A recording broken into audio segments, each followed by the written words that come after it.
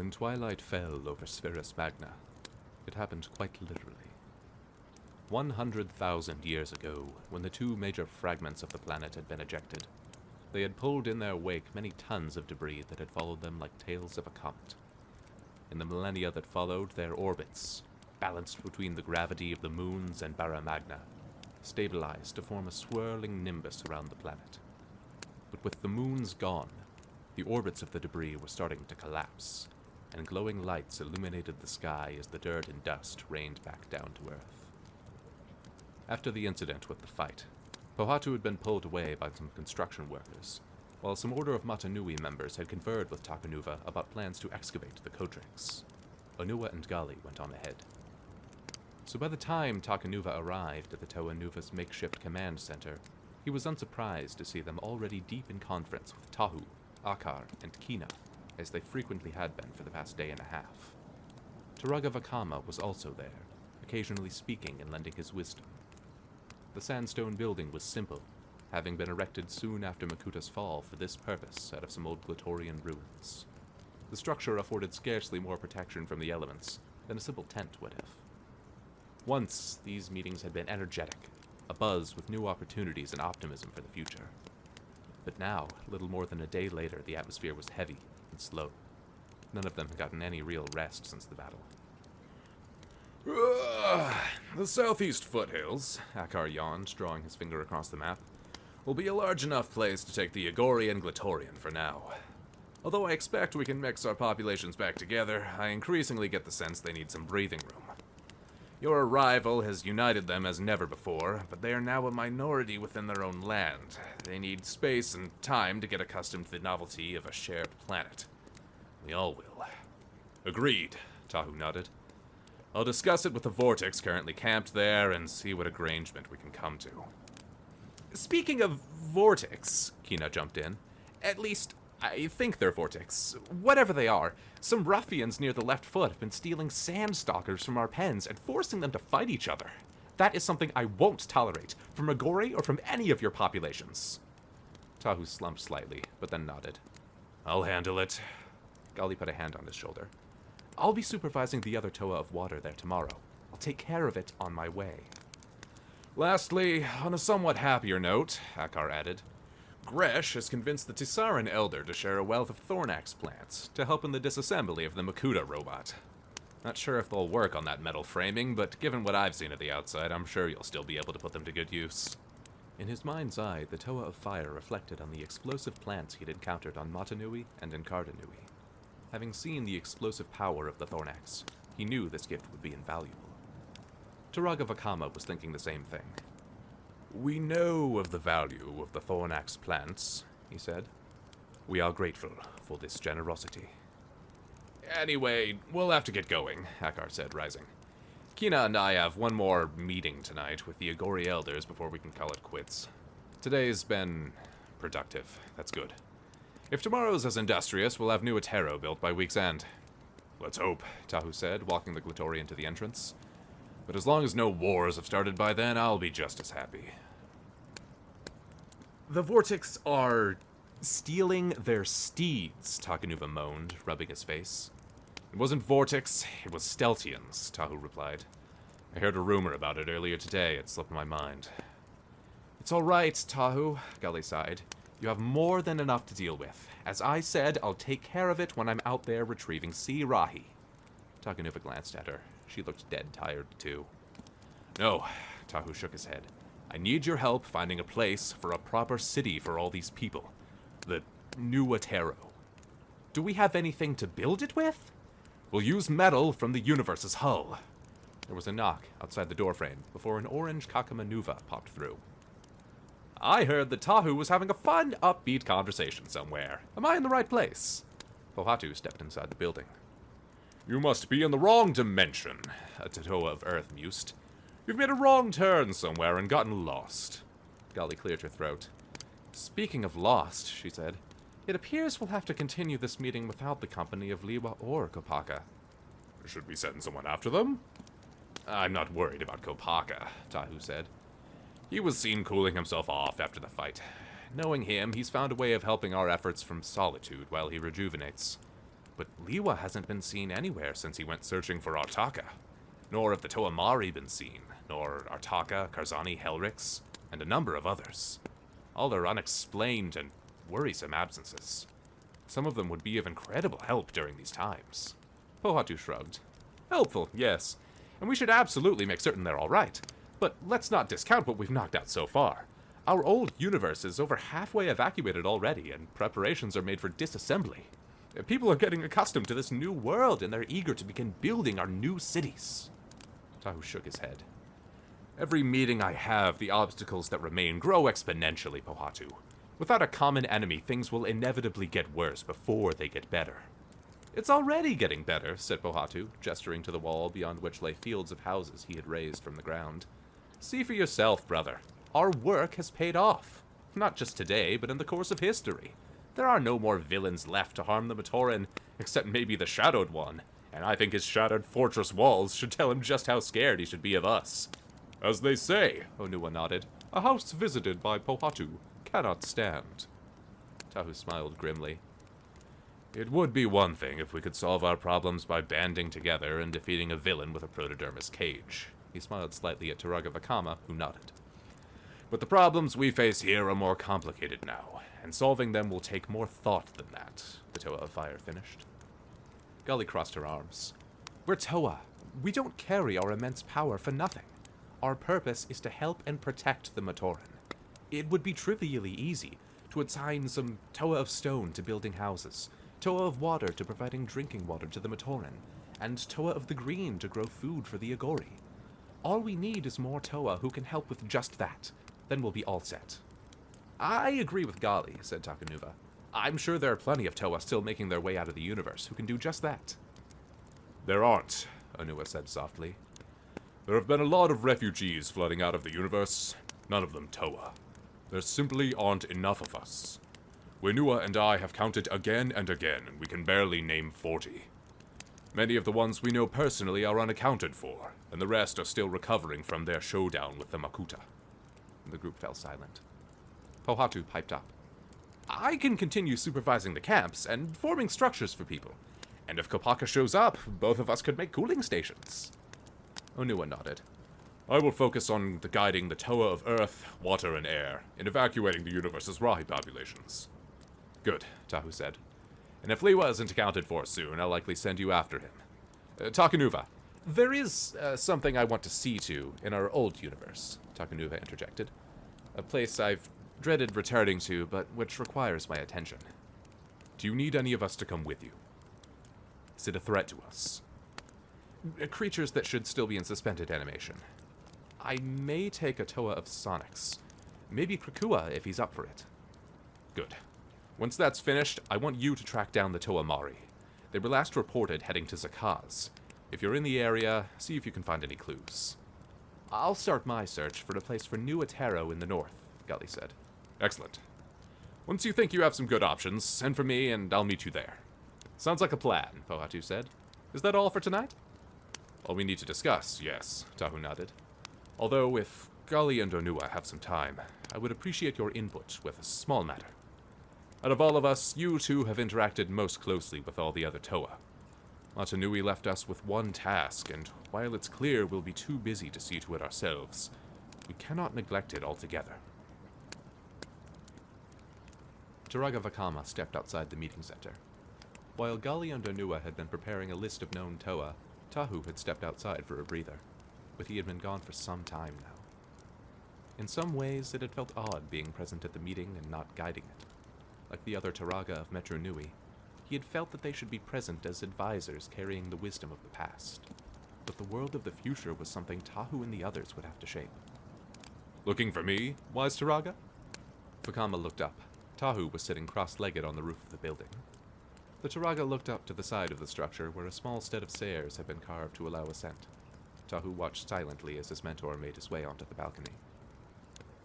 This is a beautiful view, Vakama said, looking around at the twinkling campsite laid out before them. There was the hubbub of creatures chattering late into the night, and others trying to find a place to sleep. In the night, the struggles of the day seemed far away, and with the guards posted along the edges of the camp, it was almost a different world. You should know, Vakama said abruptly, that whatever is in our power to do, the Turaga will do it. We have cared for you, Toa, since you arrived, to save us from the Makuta. We will always be here for you. I could not have come this far without the wisdom you imparted. Even now, there's so much I wish I could know from you. Such as? Such as your composure, Tahu said. You experience the universe more intimately than we Toa Nuva ever did. Now it's all been destroyed in another cataclysm, and once again you've been forced to help guide everyone out of it.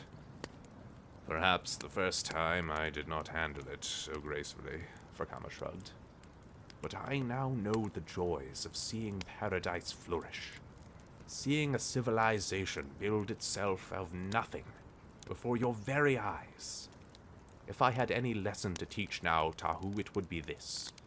Do not let yourself be so mired in tedium that the beauty of what's happening around you passes you by. Tahu smiled. Let's hope another Dark Lord doesn't come to ruin it. Vakama chuckled. The glowing lights of debris streaking across the sky seemed to grow more vivid. It was more vivid than any fireworks they'd ever seen. I think sometimes, Tahu said finally, of the many ways this could go. So many possibilities that could play out. All our lives, there's been such uncertainty. Yet it feels like here, more than ever, anything can happen. You are right to feel this way. Every rule we have ever known has been discarded. Every possibility, every alternate path is legitimate. Any number of chronicles can be written. What tales could be told of the choices a parallel Tahu makes? With every decision that lies in store, the multiverse is going to get very crowded these next few weeks. Vakama nodded. The next few moments were spent in silence. Mentor and student gazed out across the sparkling lights of known civilization, and attempted in vain to pierce into the darkness that lay beyond.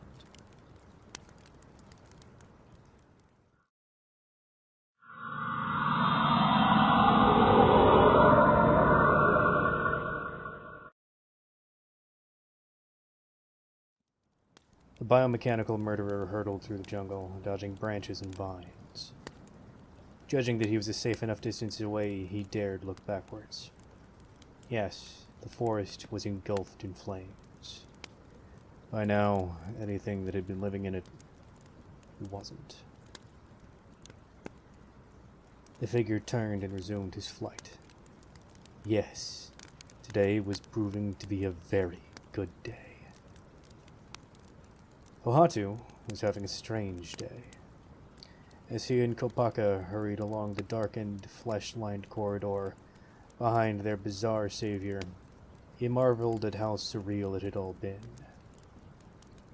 After a few days of traveling with the Toa of Ice to solve the mystery of Karzani's murder, he had witnessed the assassination of Tren Krom, and teleported by a Matoran-turned-living weapon into a space station, and was now being chased around by something Kopaka was refusing to talk about.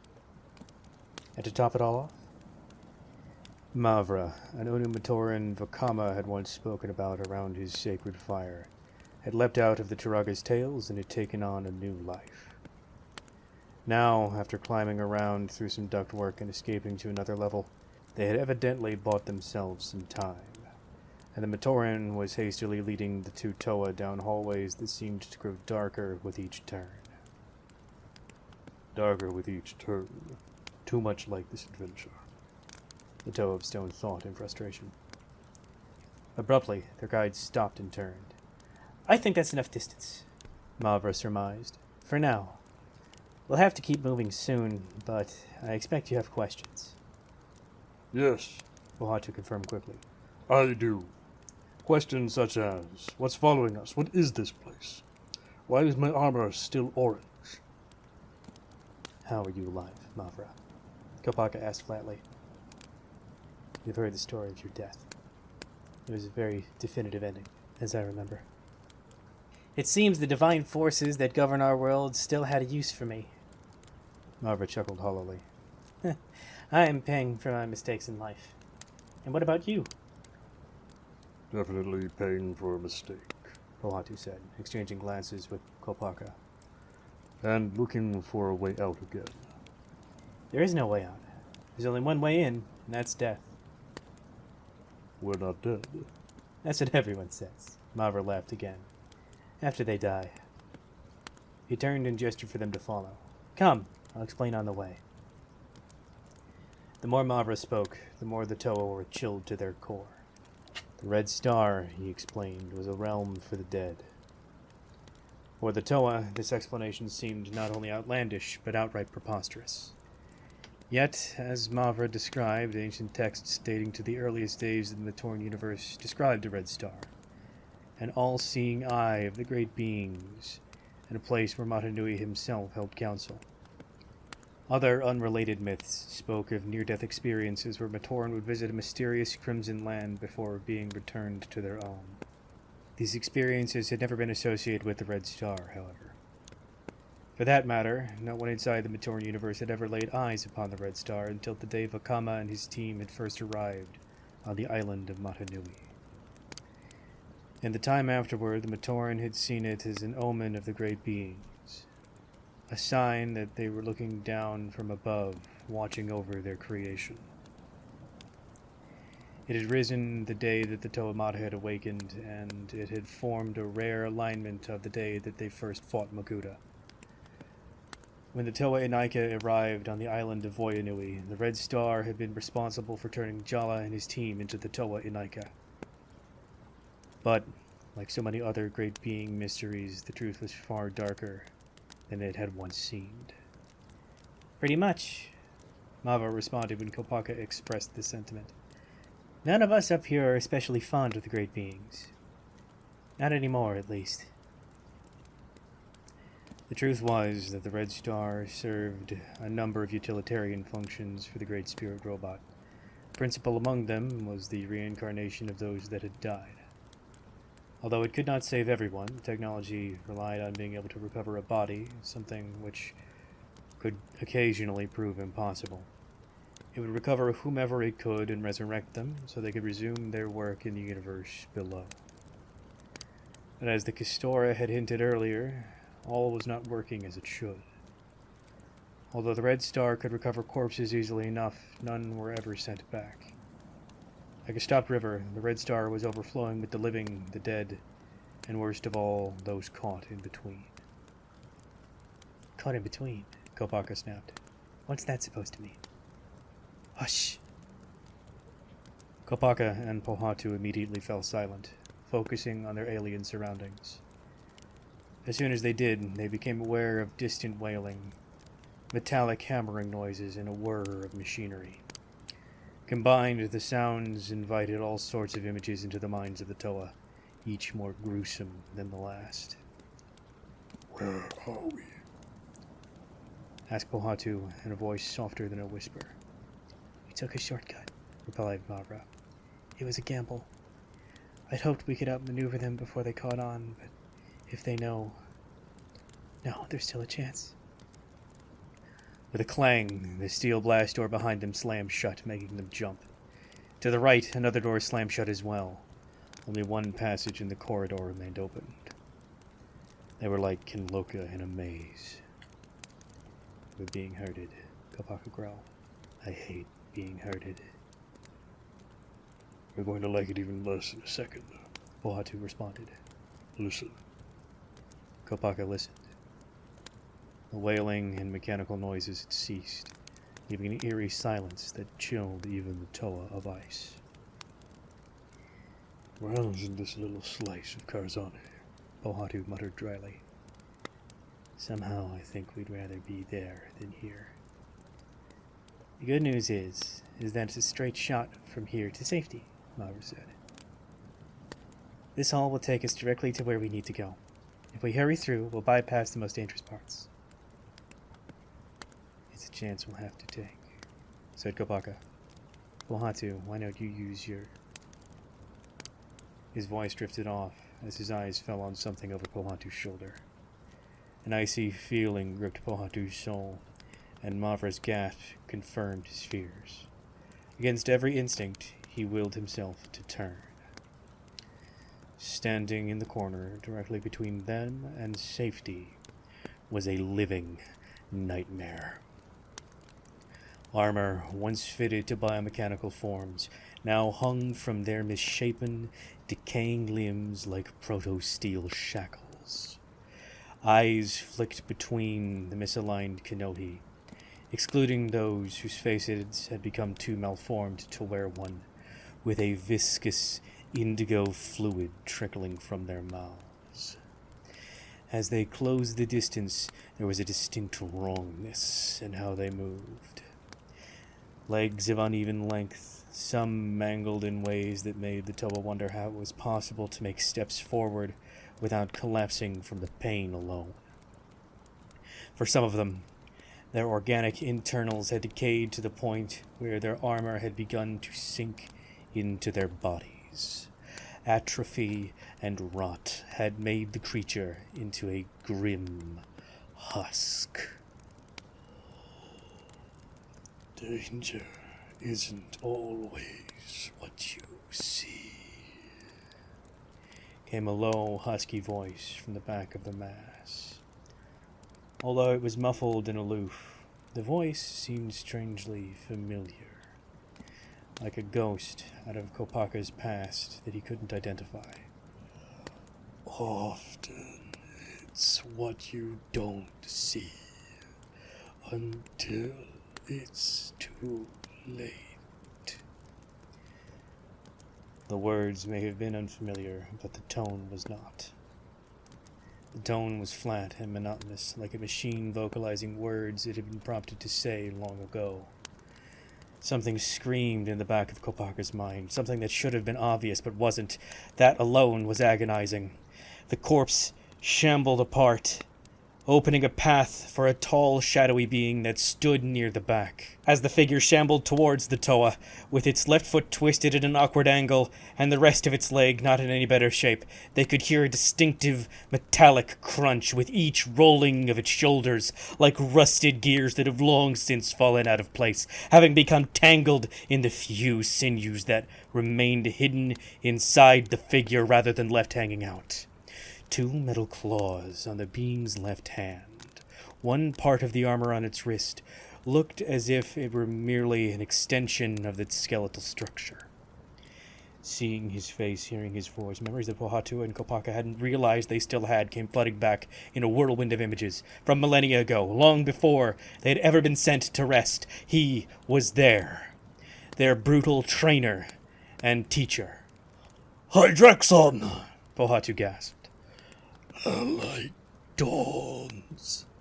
The skeletal Hydraxon rumbled.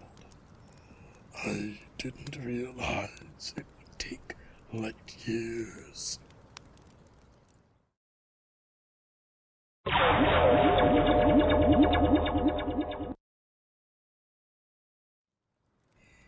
Chiara's mind raced. Only moments ago she had seen Kabrua and his 2 trackers run off in pursuit of Orde and Gelu.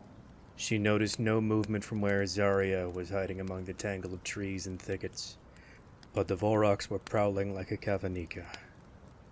One of them seemed to be sniffing the air, and it was all that Chiara could do to mask the smell of her own fear. She looked around for anything she could use to her advantage, even as she internally screamed at herself to think. She had no weapons, no elemental powers, and though she still had her Kanohi Vol attack, it wouldn't be of much help. She could sneak up on one of the 2 guards, but she had no way of taking him out without drawing the attention of the other. One of them would have to be distracted. Perhaps if she threw a stone, the more curious of the 2 would scamper off, and she could strike at the one that remained. Or perhaps she wouldn't have to do any of that. Looking up again, only one of the Volroks was still visible in the clearing. Perhaps the other had wandered off of his own accord. Chiara! The Toa of Lightning lost her grip on the branch, right as a force blast shattered the tree to splinters. Landing amid the thick underbrush, she scrambled away as the second Volrox fired again. He must have circled back when she was looking for something to use against him. As Chiara panicked and tried to get away, Zarya barreled out of his hiding spot and tackled the first Volrox to the ground.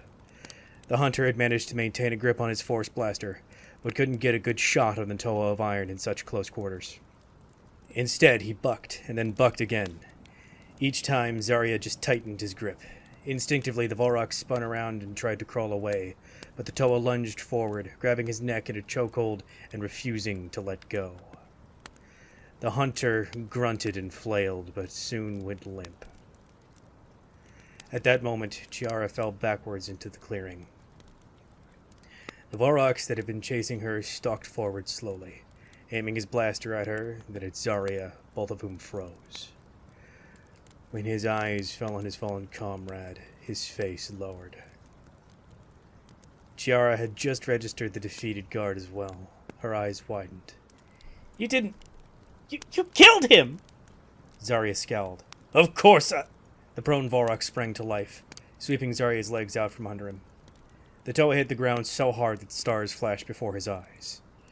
Volrox do not die so easily, the hunter declared, snatching up his weapon and circling his quarry. Let's see if the same holds true for you. Wait! Chiara shouted. Why would you do this to us? I understand wanting to kill Gelu, given how Glatorian have treated Volrox. But why us?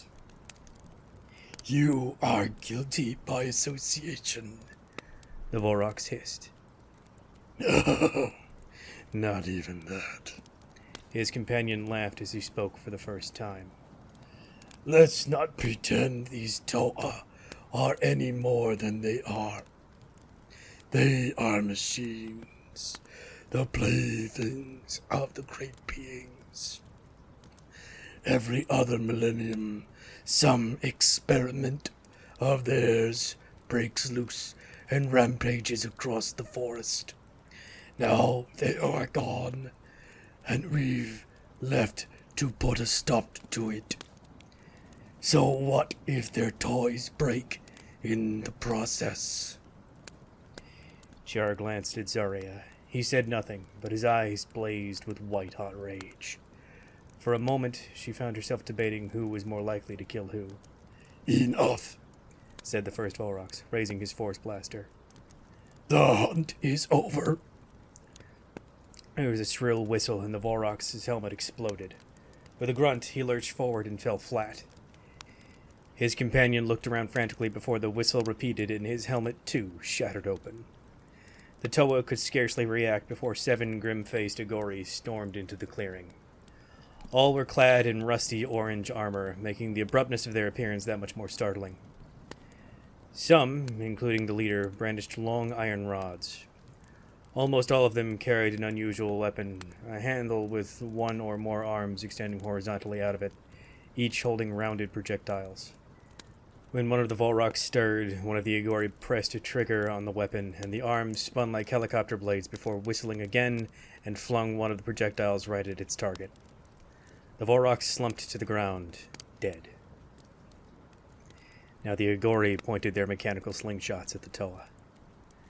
Volrox, I know, said the leader, that you two are alien to me. Are you of the great beings? Who's asking? Chiara asked. If you play your cards right, a friend, came the reply, as the figure nodded at the Volrox. Not keen on the great beings, but it's clear we have enemies in common. Come with us, and don't try anything you'll regret. As Orde raced through the forests of Bota Magna, his greatest challenge wasn't the thorns and the thickets that threatened to catch him at every turn, nor the struggle of moving quickly while staying as silent as possible. It was the struggle of keeping his mind from racing off as well. Focus! Gelu hissed, as if reading his mind.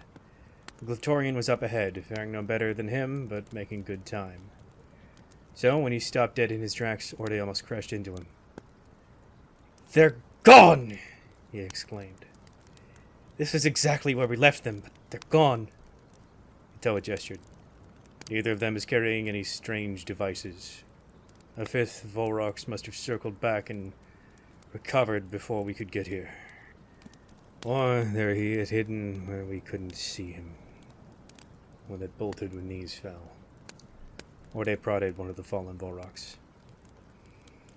Dead, he determined. Looks like a projectile pierced his skull. Made of iron. You don't think. At that moment, a distant boom resonated throughout the forest. On a hill far away, a large ball of flame ascended above the canopy. That isn't them, is it? Gillo asked. Has to be a good 5 kilo. No way it's them. Glatorian shrugged. I don't know what powers you lot have. He didn't exactly know what a kio was either, but given the distance, he could guess. So, Orde wheeled around. Mind telling me what that was all about? What was all about? Making me read his mind. How did you know? Are we really going to do this now? Your stunt with the river won't last long. Orde crossed his arms. Glatorian sighed. During the Core War, the Great Beings tried a number of strategies to stop the fighting. Diplomacy, assassin robots, warning about the dangerous properties of the core, and in all that desperate chaos, a lot of experimental tech was leaked out and found its way into the tribes. Like what? Force blasters, like those Volroks were using, Gillo answered. Along with chariots and other vehicles. Artificially modified animals, items that could change the course of the battle here, undo a campaign there. They weren't things that could be tracked back to them directly, but they were obviously designed by them. And you know this how, exactly? The Ice Glatorian's eyes darkened. My best friend was given such a gift. He was given command of a pack of iron wolves with strict instructions as to their use. During some clashes along the border of the Northern Frost and the Skrull homeland, he led them into battle and was never heard from again. He didn't tell me much about what was happening, but I knew enough to see somebody was pulling the strings. Matanui, Orde breathed. Yes, Matanui, Gillo growled. Matanui is the only reason I'm doing this. If he hadn't personally asked for it after all that he had done for us, I'd still be making a killing in the south while you three figured your way out around up here. I hated the Great Beings then, and I am beginning to remember why. You and the others are going to have to ask yourselves if they're really worth finding again. My people have venerated them for millennia, Gelu, Orde said. You don't understand how important that is. Maybe they weren't perfect, but I cannot believe that the benefactors we've heard of for 100,000 years would ever... The Ice Glatorian smiled humorlessly. And what about the one you were just describing? The one who has to be stopped at all costs? Orde's expression soured, thinking hard. Even now, looking back on the snatches of thought he'd seen, it seemed unreal to him. The shock at the revelation had faded, and now doubts were growing. Surely, Kabrua was mistaken. Maybe the Volroks had misinterpreted something that he had been told. Maybe Orde had misunderstood what he'd seen. Either way, Gillu finally continued, it seems we have no choice but to track them down. And to do that, we're going to have to figure out where they found their weapons. What about Zarya and Shiara? We'll find them soon enough. But we have a very limited window to get the information we need and leave before Kabrua realizes that we've gone to the last place he'd think to look. Because if I'm right, then the answer to our quest lies, he pointed, in the city of the Volroks.